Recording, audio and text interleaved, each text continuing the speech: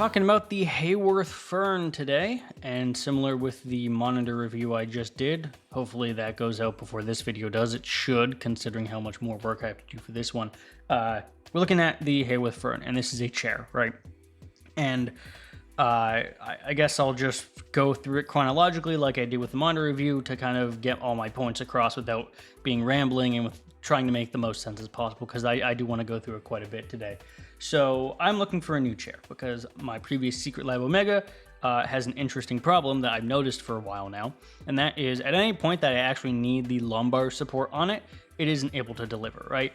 I'm kind of just sitting there trying to move the pillow up and down and not really getting much success, and so I'm trying to find a new chair. And I'm aware of these relatively expensive chairs that are, like the office chairs, the ergonomic full office chairs and things like that. I'm aware of those kind of things. And, with that, I'm like, okay, maybe it's finally time to actually get one of these ergonomic office chairs and not actually just cop out and get another gaming chair, right? Because I'm aware that the gaming chair is not the end all be all. So I look for a couple different options. And so I basically find a chair that is of good quality. I check out some reviews for it. And then I pretty much buy it. And it's between this chair and the Herman Miller Embody, in a used version of that, about $1,200, right? And I'm trying to figure out, okay, what's the better deal here? And I ultimately choose the Haworth Fern because I'm looking for adjustable lumbar support. And that's something that the Embody, with its crazy design, does not have because it's going for a little bit more of a flexible option, right? I just want a chair with lumbar support that's an ergonomic office chair that's going to last a long time, right? And pretty much my only requirements are lumbar support, 4D adjustable armrest. I really need that because of the way my desk is currently. I need to be able to adjust and move the armrest however I want it to. And obviously I need something that's ergonomic, so I need to get it from a company that is not just like pretending to be a chair company, right? And I ultimately chose the Haworth Fern because it matches all those options. The other reason I chose the Fern is because the company I bought it from, Crandall, which is one of the highest rated and most respected chair sellers or chair resellers, whatever you want to call them, has free shipping. The chair got delivered in like 4 business days, which was crazy. I ordered it on Thursday. It was here less than a week later, which was nice. And they have, a warranty attached to it as well. They have a 2-year part warranty, which is not as good as the default 12-year, but it is definitely something, especially when buying refurbished. And the fact that this is a 2026 model. This is a current year model of the chair. This is not a 5-10-year-old model of the chair. This is current year, so I expect it to last quite a long time, right? So I get the chair here, assembled in parts, get it assembled, very easy assembly. It's just the 2 parts and then the armrest. They give you a torque screw. I suggest a screwdriver, like an electric screwdriver or something like that, or I guess a drill, but the drill we had is like an old drill, so it couldn't fit in the angle between the chair bench and the bottom part there.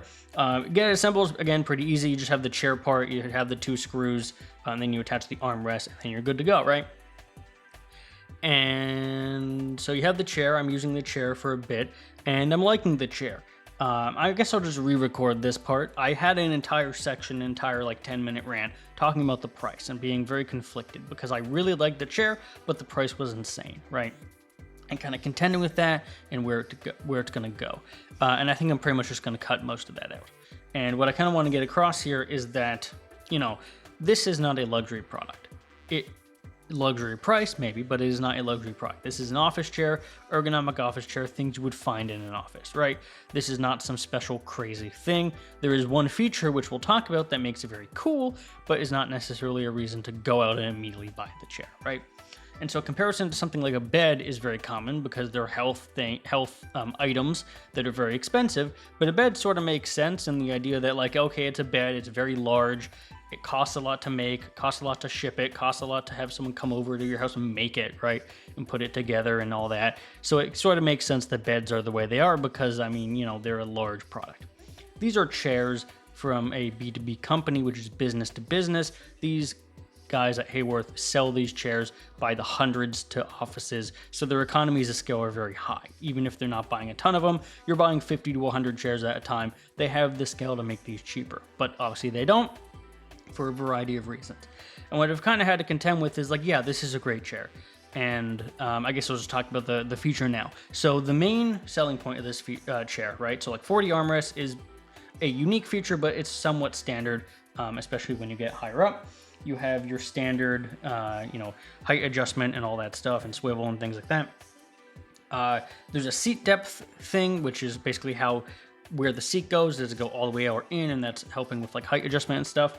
The one thing that makes this chair interesting and unique is it has, I'm not gonna be able to showcase this because I have to talk into the mic, and the mic is attached to a stand and I don't have room to move it. Maybe I can, let me see. There we go. Yeah, okay, good. So I'm leaning back in the chair now. Hopefully this is not too loud. I'm talking directly into the microphone as I'm just like holding it up by my arm here. And so I'm leaning back into the chair now. And the killer feature is this, I think it's called the like work with you architecture, something like that. Where basically you have your chair here, and there's a crank on the bottom that you can adjust, and that adjusts the tension, and it's tilt tension. And basically what this means is that right now in the upright position, I am straight and vertical and like how the chair should be, right? And then if I just slightly lean back, I'm at the max of the cord here. If I just slightly lean back, I'm going to lean back a little bit and a little bit more, and then I can go right back up, right? So the idea behind this is no matter what you are and where your position is, instead of other chairs that basically force you into either a slouching position or you have to crank a lever to go into a certain reclining position, this is effectively active recline.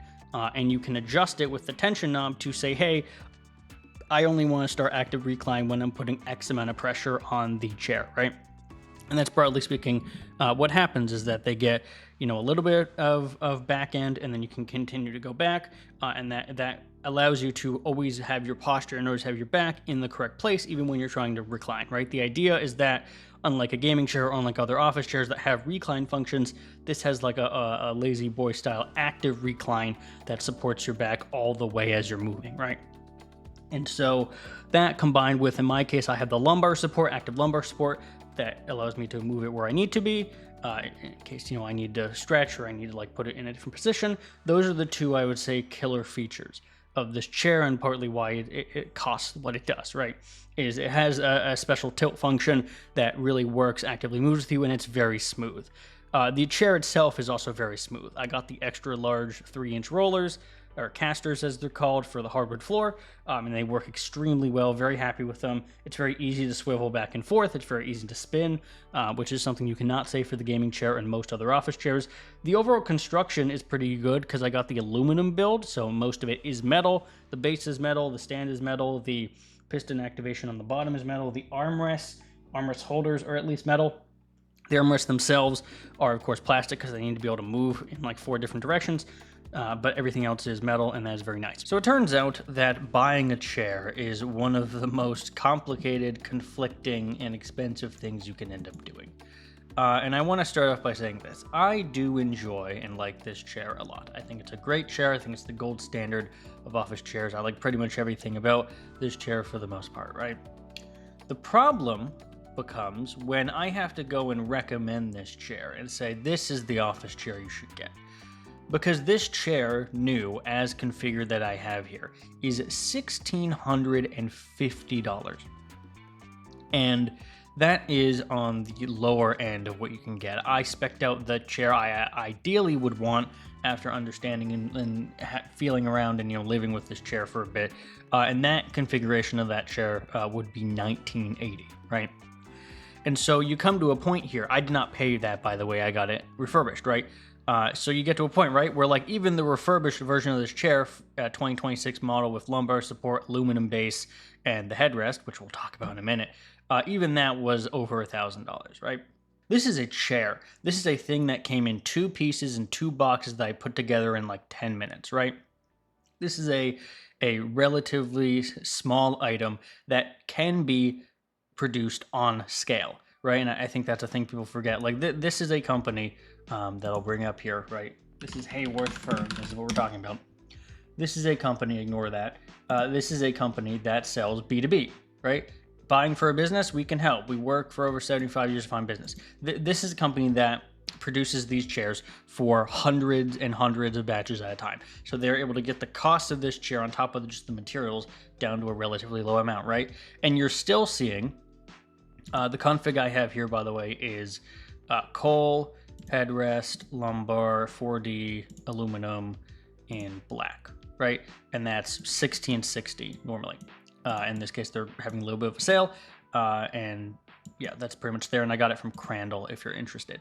But this is the example, and this is the chair I have here. This is the example where, like, it's crazy that this chair is a standard chair. It's not a luxury product. Again, compared to like a bed or something where there's a lot that goes into it, you're able to mass produce these things for the most part. It's not that hard to get your hands on these, especially as a company like this that is oftentimes doing a lot of these kind of things and for businesses, right? So the point I'm making here is that this is not a luxury product. It has good materials. It's a very well-designed chair, but we're not talking like a designer level chair. We're not talking like a crazy expensive thing. This is an office chair. This is the gold standard, but this is an office chair, right? And to be fair, they do have other chairs, right? They do have cheaper chairs. They have the Break office chair for $400. They have the Zodi chair, which is a pretty popular one for a lot of people. That is $900 right here. If you don't want that, they have a Soji, which is also popular, which is a smaller version of the Fern, and that's $500. So they have chairs at a much more reasonable price. It's not just the Fern here that ends up commanding the most money. But you look at this and it's okay, so like this and this is 3 times the price. What are you getting for 3 times the price? And you look at it, it's okay, same style at the bottom, same, I believe same armrests, or at least very similar armrests. Maybe it doesn't have all the flexibility of this. This has a lumbar thing. This thing on the back here is a lumbar. It kind of goes up and down a bit, but it's obviously not as integrated as the one I have here. This probably has less options for designing it. Mesh leather, whatever buccal is, maybe that's like a soft weave, polyurethane, and then cleanable plus is just plastic, right? So you don't have the other options here like you would typically, right? The Fern has obviously things like, if it loads mesh, right, which is the default, the one I have, digital knit. And the reason I didn't choose this one is because, especially in the summertime here, it gets quite warm, and the mesh is supposed to be the most breathable option. The previous Secret Lab chair I had a leather, like a pleather, so like basically plastic back, and that got quite hot in the summer. So I want something that was definitely less than that, less, more breathable, less constrained in that area. But there's also a digital knit that's a lot more wool for the most part, right? Yeah, the seat is wool, the back is polyester, but it's like just it's a more comfortable format, right? And there's also gradient if you want that, and then there's the leather option. So, and the leather option isn't much more expensive, right? It's just kind of like how you want it set up. The reason I mention that is because you look at this and you're like, okay, so why is this more expensive than the other ones? And it's mostly just like customizability options, right? And then some integrated, it looks a little bit nicer. Like this looks kind of kludgy. This looks a lot nicer, right? A lot more designed. But like overall, even if this company has more affordable, recommendable chairs like the Soji, that doesn't necessarily mean that the Fern here should cost as much as it does, especially because, like, yeah, it's a good chair, but it's not anything crazy. So where I'm going with this is, because it's not something crazy, how do I evaluate a product like this, right? How do I say, should I recommend the Fern? Because I'm having a good time in it. I think it's a good chair. There's basically nothing wrong with this chair, other than the fact that it costs like 3 times as much as it should.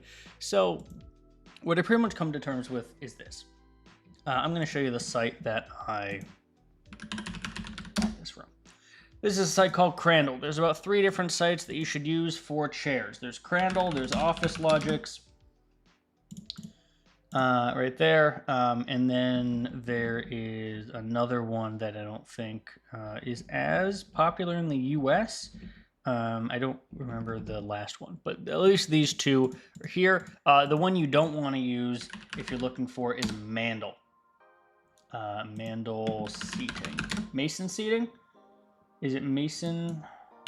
Mason seating? Madison seating? I'll find it. Madison seating. Yeah, Madison seating. Don't use that one. They have bad reviews, but use, Crandall and Office Logics are decent, right? And so I got it there. I basically just looked for Haworth Fern. And I got, I don't know, like this one's probably a pretty similar thing. This has a headrest. So you'll notice is that, a lot of the ones that are being sold are sold with headrests. And the reason I did mention that is because the one thing I do have an issue with is the headrest. If you can find on this side or on the other side or whatever, if you can find these kind of chairs without the headrest and add an Atlas headrest, which is here, right, for these chairs. I recommend doing that. The Atlas headrests are right here. You know, they are quite a bit expensive, but they're substantially better from what I understand, and also look substantially better than the god-awful, basically like a brick. The only real problem with this headrest is that it's literally a brick. It is so hard, and so it's not that comfortable when you lay your head on it, and it's just kind of irritating, right, how hard it is. So if you can avoid that, just get one that has a normal back and then put an Atlas headrest on it. It works like that, you know, black, or probably want to match the color here, right? But anyway, so you look at this, right, and it's like, okay, so that's a lot better. Normally $1,675, it's now for $1,000. This is kind of the style I got. I'm on hardwood, so I got these things, which are 3-inch hardwood casters. Phenomenal, absolutely worth the extra $30. Feels great. But you look at this, right, and you're going specs, and what I looked for here is, okay, fully adjustable armrest, check. Additional lumbar, yep. Aluminum base. I want the aluminum base because the one thing you have to be wary of is that there is some concerns on quality control, not in the sense that you're going to get a bad chair, but the plastic bases tend to break more often, or at least are, you know, more prone to breaking than the aluminum ones, right? Aluminum ones do have a more expensive price to them. If you were to configure it on the website, it's an extra $240 usually for the aluminum, so it does increase the price of the models here as well. In this case, you're getting digital Fern, which is an extra like $200 usually, and because of that and the lumbar support, you don't get aluminum base. In this case, you also have the detriment of the headrest, right, and the headrest. And the important thing of the headrest is that if you buy the headrest, you unfortunately cannot get the Atlas headrest. I did know this going into it, but I was like, I can't find another one with the stuff I want, and specifically the manufacturing date I wanted. So as we're looking at here, you have, you know, the fully adjustable, digital knit, lumbar. So me, I need the lumbar support. That's one of the reasons I went with this chair. Forward tilt is an option you can get. Pretty self-explanatory. I didn't get it because I don't really like that forward momentum. I got with an aluminum base. The base of this is aluminum. The armrests are aluminum. The rests themselves are not, because you wouldn't be able to get the movement you have from aluminum ones, but the actual base of the armrest is aluminum. And in this case, this has a headrest, right? But you'll see the year manufactured is 2024. Now, why does this matter? It matters because unlike buying it directly from them, Crandall gives you a 2 years all-inclusive parts warranty. And if it's a 2024 year, the likelihood of that 2 year being, you know, usable is definitely up there because it's based on when you buy it, but it's just something to keep in mind that, you know, as this gets older and older, the value is less. So I got mine for a similar price. Nope, this was lower, wasn't it? Like 5 seconds ago when I checked this increased, right? I have to go back and check. But anyway, the point is that I got mine in 2026 model, and I wanted that 2026 model because I wanted something as fresh and as new as possible, right? If I was going to spend this kind of money, I don't want a 4-year-old chair, for example, right? And so I kind of just content with the fact that I bought this and I was looking at it.